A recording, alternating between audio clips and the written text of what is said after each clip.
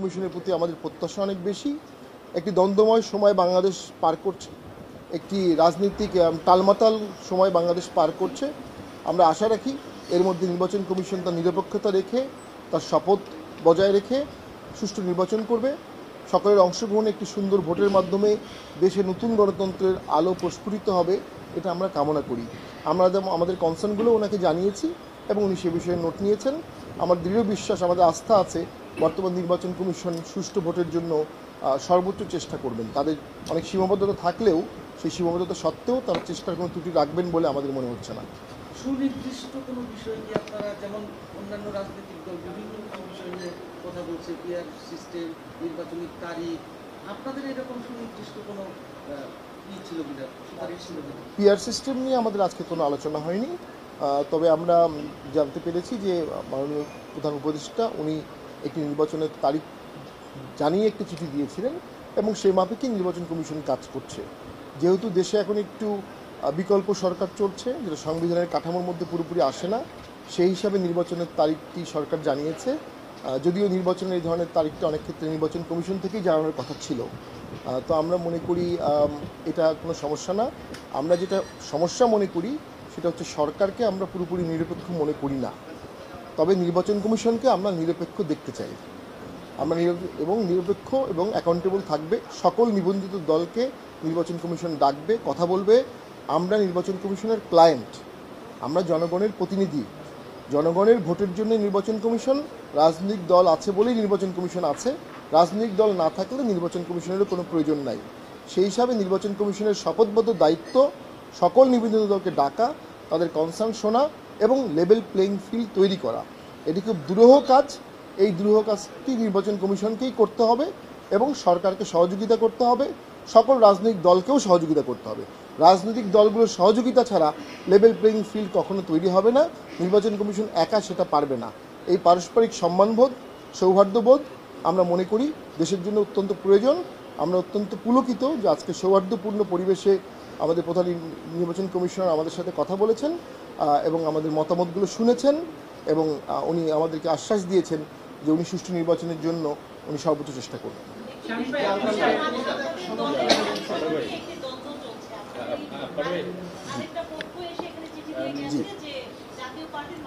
জি, আমি একটু সমন্বয় করতে চাই ওনার সাথে, ওনার প্রশ্নের সাথে। সেটা হচ্ছে আপনার যখন বলছেন যে অবাধ সুষ্ঠু নিরপেক্ষের জন্য নির্বাচন বর্তমান সরকার স্বাধীন নয়, এর আগে কিন্তু একটা আমাদের দলীয় একটা ভঙ্গুর অবস্থা তৈরি হয়েছে। এর আগে একটা চিঠি দিয়ে গেছে, আপনারাও আসছেন।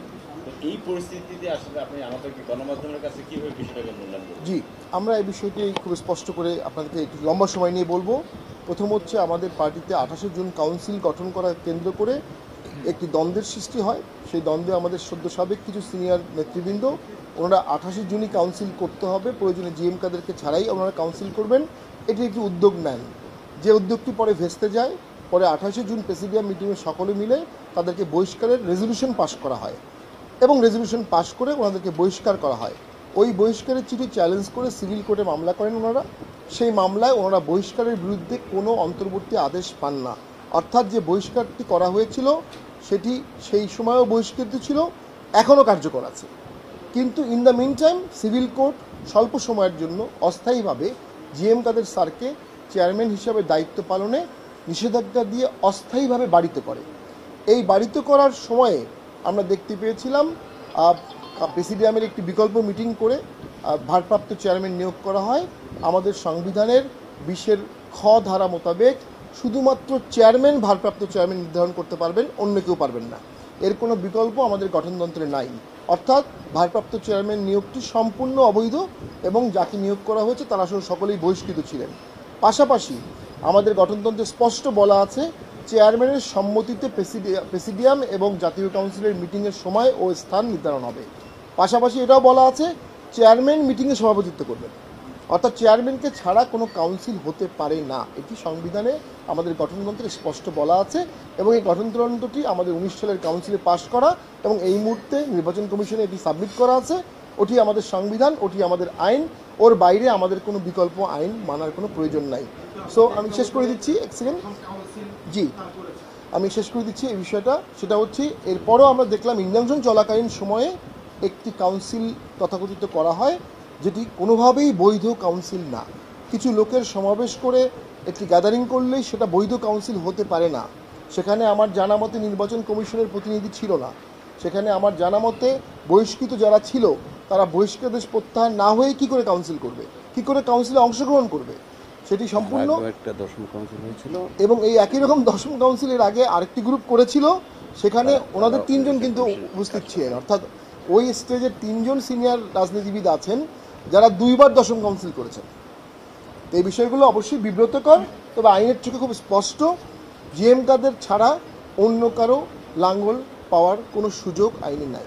জিএম কাদের ছাড়া অন্য কারো চেয়ারম্যান হওয়ার সুযোগ গঠনতন্ত্র, আইন এবং আদেশের মধ্যে নাই। এটি সুস্পষ্ট আইনের ব্যাখ্যা। Thank you. শাহিন ভাই, একটা প্রশ্ন জি। সেটা হচ্ছে গতকাল ইসলামী আন্দোলন নির্বাচন কমিশনকে সাক্ষাৎ করেছেন এবং তারা বলেছেন এবং লিখিত দিয়েছেন যে আগামী জাতীয় নির্বাচনে জাতীয় পার্টির জন্য নির্বাচন অযোগ্য ঘোষণা করা হয়, নির্বাচনে অংশ নিতে না পারে, এই বিষয়ে তারা লিখিত দিয়েছেন। এবং বিভিন্ন ঐক্যমত্য কমিশনের বিভিন্ন রাজনৈতিক দলগুলি ছিলেন, তারাও কিন্তু আপনাদেরকে নির্বাচনে অযোগ্য ঘোষণা করার বিষয়গুলি তারা লিখিত আকারে দিয়েছেন এবং প্রস্তাবনা জমা দিয়েছিলেন। এই বিষয়ে আপনাদের বক্তব্য কি? দেখুন, আমরা মনে করি যে নির্বাচনে অযোগ্যতা ঘোষণার জন্য যেসব কন্ডিশন আছে নির্বাচনের আইনে, আরপিওতে, তার কোনোটাই জাতীয় পার্টি পড়ে না। যদি জাতীয় পার্টি নির্বাচনে অযোগ্য ঘোষণার ক্রাইটেরিয়ায় না পড়ে, তাহলে জাতীয় পার্টিকে কেন নির্বাচনে অযোগ্য ঘোষণা করা হবে? আর নির্বাচন মানেই তো সকল দলের অংশগ্রহণ, বহু মত, বহু দল। জাতীয় পার্টিকে নিয়ে যে নিষিদ্ধ করার দাবি তোলা হচ্ছে, আমি এটা খুব দুঃখজনক। আমি মনে করি যারা এই দাবিটি তুলছে তারা এই দাবি থেকে প্রত্যাহার করে দেশের স্বার্থে জাতীয় পার্টির সাথে কাঁধে কাঁধ মিলিয়ে একসাথে আমরা দেশ গঠন সেখানে করব। তারা বলেছেন যে আপনারা আওয়ামী লীগের ফ্যাসিস্ট দোষী হিসাবে কাজ করেছেন এবং রাতের ভোট, দিনের ভোট, সন্ধ্যার ভোট সকল ভোটে অংশীদার ছিলেন আপনারা। ওই ভোটগুলোতে চরমনাই অংশগ্রহণ করেছিল 18 সালে, বিএনপি অংশগ্রহণ করেছিল, জামাত অংশগ্রহণ করেছিল, এবং ওর মাঝখানে যে স্থানীয় সরকার নির্বাচনগুলো হয়েছিল, এখনও আপনি দেখবেন বাংলাদেশের অসংখ্য লোকাল গভর্নমেন্টে জামাতের নেতৃবৃন্দরা নির্বাচিত হয়ে এখনও আছে, যারা বিগত আমলে নির্বাচিত লোকাল গভর্নমেন্টে। তারা লোকাল গভর্নমেন্টে অংশগ্রহণ করেছেন, কিন্তু 24 সালের জাতীয় নির্বাচনে অংশগ্রহণ করেননি। বিষয়টি আমি মনে করি অবশ্যই আমাদেরকে দোষ দেওয়ার কিছু নাই। আমরা ভোটে অংশগ্রহণ করেছি, অন্যরাও করেছে। আমরা মনে করি শুধুমাত্র ভোটে অংশগ্রহণের জন্য কাউকে নির্বাচনে অযোগ্য ঘোষণা করা যেতে পারে না। এটা গণতন্ত্রের জন্য ক্ষতিকারক, এটা দেশের অন্তর্বর্তীমূলক রাজনীতির জন্য ক্ষতিকারক, এবং লেভেল প্লেইং ফিল্ডের জন্য ক্ষতিকারক। আর সকল দল যদি ব্যান হয়ে যায়, তাহলে ভোটে কম্পিটিটিভনেস থাকবে না। কম্পিটিটিভনেস ছাড়া যদি একটি ভোট হয় এবং একটি সরকার হয়, সেই সরকার টেকসই হবে না।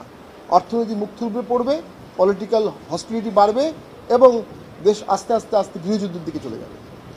শেষ করি।